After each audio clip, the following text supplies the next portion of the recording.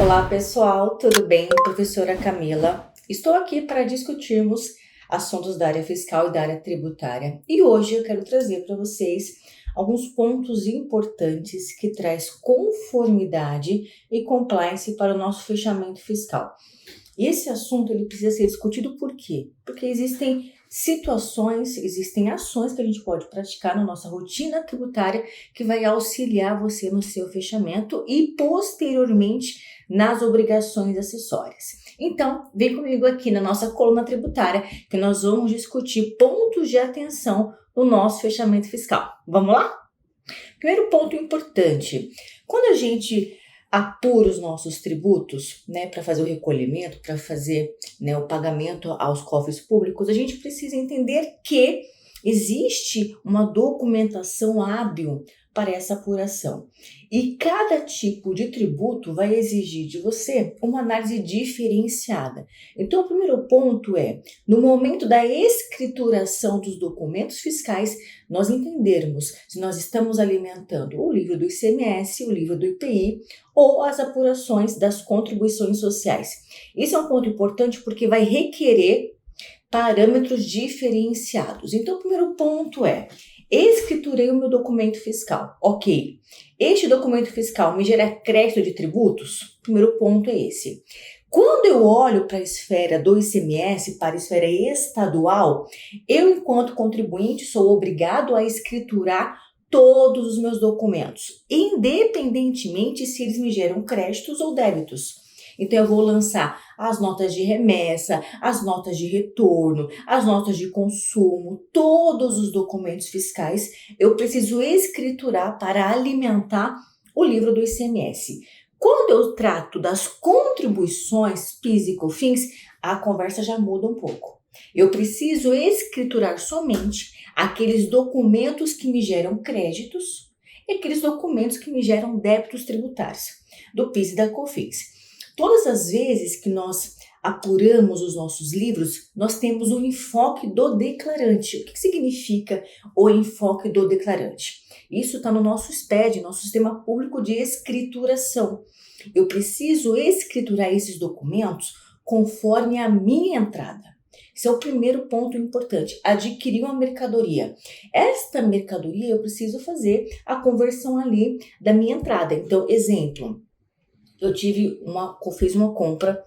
Esta compra, para quem vendeu, vai ser uma compra. Exemplo, na CFOP interno 5102, uma venda de comercialização. Perfeito. E para mim, esse documento, o que ele será? Ele vai ser uma entrada de imobilizado, ele vai ser uma entrada de uso e consumo, ele vai ser uma mercadoria que eu vou revender posteriormente. Então, esta contrapartida que é importante, que é o meu enfoque do declarante, é o meu enfoque. Então, o primeiro ponto é identificar quais são esses documentos que eu vou escriturar tanto para um livro quanto para o outro livro. Outro ponto importante é a contrapartida. Isso é muito importante, a combinação que dará na minha entrada. Então, exemplo, se eu fiz uma aquisição de imobilizado, ele não vai me gerar ali uma operação com crédito de ICMS no meu livro normal. Ele pode me gerar um crédito no meu livro de SIAP. Então, quando eu ver lá o CFOP 1151, 1551, que é o meu CFOP de entrada de imobilizado numa operação interna, a minha coluna de ICMS tem que estar zerada.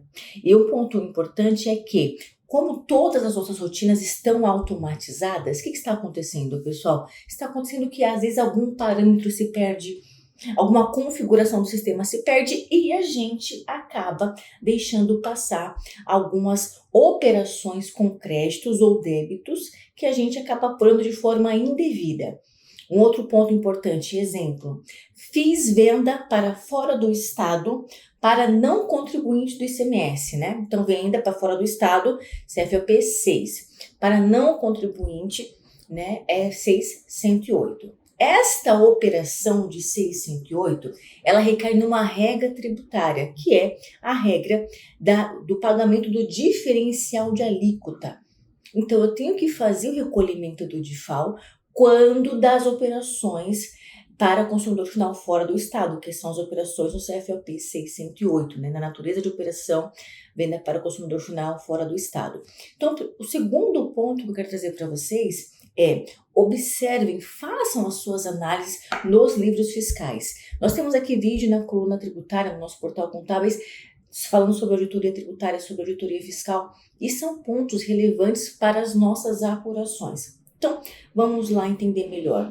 Entender que aquele lançamento, ele vai alimentar a contabilidade, o livro do ICMS, o livro das contribuições e, a depender, o livro do IPI. Segundo ponto, estou realizando a contrapartida, a minha combinação de CFOP com CST está aderente, está adequada, está sobre o enfoque do declarante, que é o meu enfoque? Outro ponto, terceiro ponto, eu estou revisando, eu estou conferindo o meu livro fiscal, os meus créditos, os meus débitos, as minhas reduções de base de cálculo, que muitas vezes não vai para a coluna certa.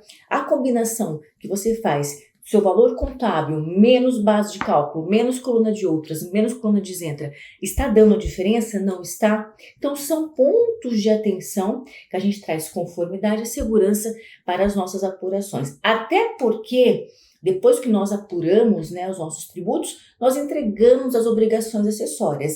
E nós já falamos sobre isso em outros vídeos, que somente validado o PVA e aparecer validado com sucesso, não, de forma nenhuma, significa que está tudo correto dentro do arquivo.